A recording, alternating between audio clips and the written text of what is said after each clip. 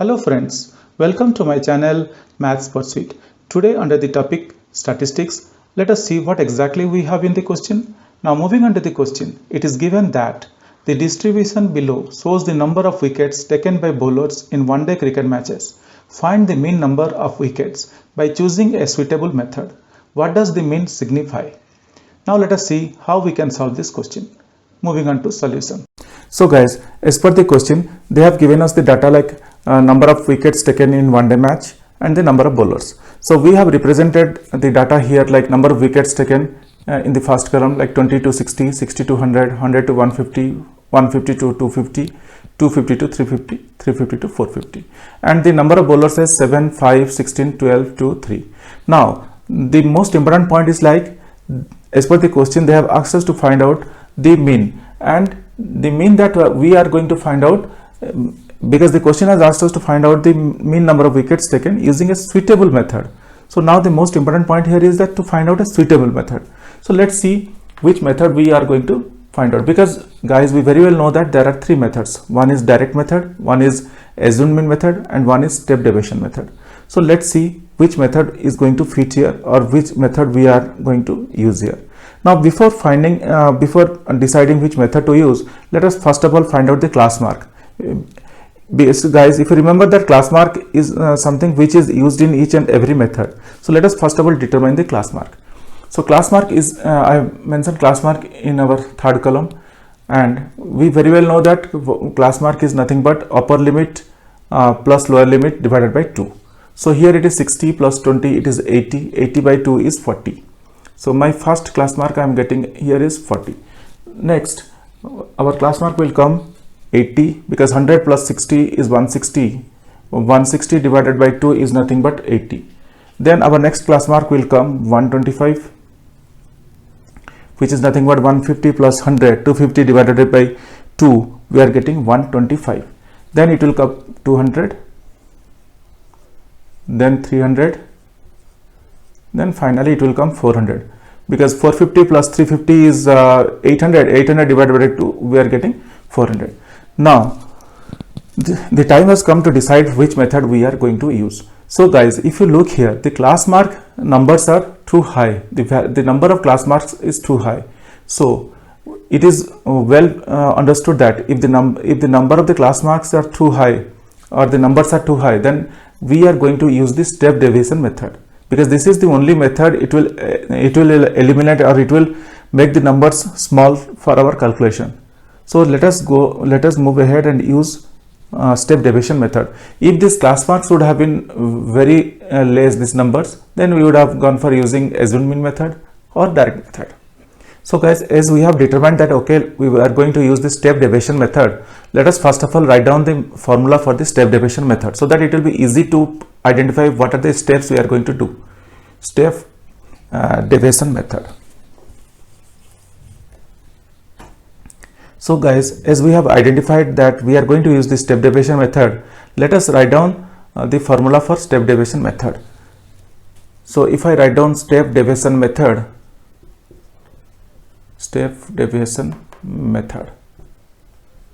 and let's see what is that formula we have for step deviation method. Now coming to step deviation method, we very well know that the formula is mean is equal to a plus ui, mean of ui into h. H here is the class interval or the class height, and a is the assumed mean, and u is something like deviation by height. Okay, now let us see assumed mean. Which one is that we are going to consider for finding like assumed mean? As we very well know that we are going to assume a mean out of this class mark, and then we can move ahead. So let us take assumed mean as 200 here. Now ui and h. So let us first of all find out di. Di is nothing but class mark minus assumed mean. We will move step by step. So di is nothing but class mark minus a. So 200, class mark is 40. 40 minus 200. 40 minus 200 is nothing but minus 160. Similarly, 80 minus 200. 80 minus 200 is nothing but minus 120. Then 125 minus 200 is nothing but minus 75. 200 minus 200 is 0. 300 minus 200 is 100. 400 minus 200 is 200. Guys, you could see that still we are getting these figures also, means these figures are not small figures. So for that reason we have taken a good decision to use standard step deviation method. Okay, now let us see how we are going to calculate the things using the step deviation method. Step deviation method is, guys, this is the ultimate method, or this is the last method that we use in almost in most of our calculation, because if we use step deviation method, it makes our calculation easy, because the numbers becomes very smaller and we can easily multiply or divide, and we can easily find out, or we can find out the mean. Now ui here is di by h. So what is h here, guys? If you look one thing, like class interval, here class interval is not consistent, it is varying. Like you could see that 60 minus 20 is 40, 100 minus 60 is 40, but 150 minus 100 is 50, 250 minus 150 is 100, 350 minus 250 is 100, 450 minus 350 is 100. So guys, we need to decide what is that we are going to use for class interval. Now let's see, let us take a number, because it is varying, so we need to determine which number, whether it would have been consistent, then we would have decided, okay, this is our class interval. We could have taken the class height as the class interval, but now this is not consistent. So let us take a number which can be easily divisible by these things, so that we will not end up in getting a fraction. If I take 40 if I consider, then 40 is not divisible in most of the cases. We might end up in getting a fraction. So I will suggest to take the class interval edge, because if I take 40 is not divisible by 75, we'll get some fraction, and 40 is not divisible by 100, so we will get also some fraction. So let us take 20 here as the class interval. So that only, why I am taking 20, because if I could see that if I take 20 is divisible by everything except this one, so at least we will get one fraction. Getting one fraction is fine, we can do the calculation. So now let's see. So di is like minus 160 by 20. So minus 160 by 20, we are getting minus 8. Minus 120 by 20, we are getting minus 6, and minus 75 by 20, we are getting 3.75. This is the only place where we'll get a fraction, and 0. So guys, this is 3.75,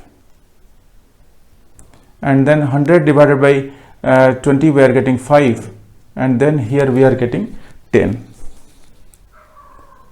Okay, now let us, after this we are going to find out fi ui, because as per the formula we are going mean ui we have. So for calculating the mean ui, it is nothing but the summation of fi ui divided by summation of fi.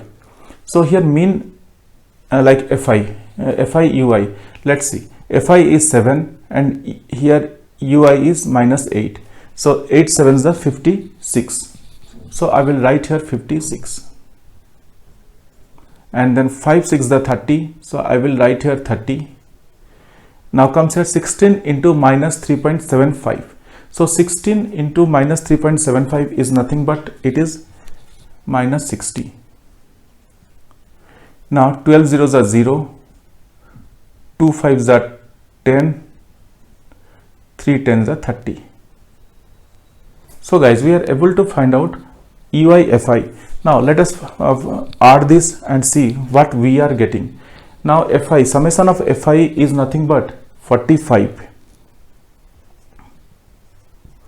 So summation of fi is equal to 45. Summation of FI UI is equal to, so we need to add these things and we need to find out the summation. So we will get minus 106. Okay, now with these things in hand, let us move ahead and see what we are getting. Like UI, we need to find out mean of UI. Mean of UI is equal to summation of FI UI upon summation of FI. So that is equal to minus 106 divided by 45. So guys, let us keep this value as it is and let us put this value in this formula.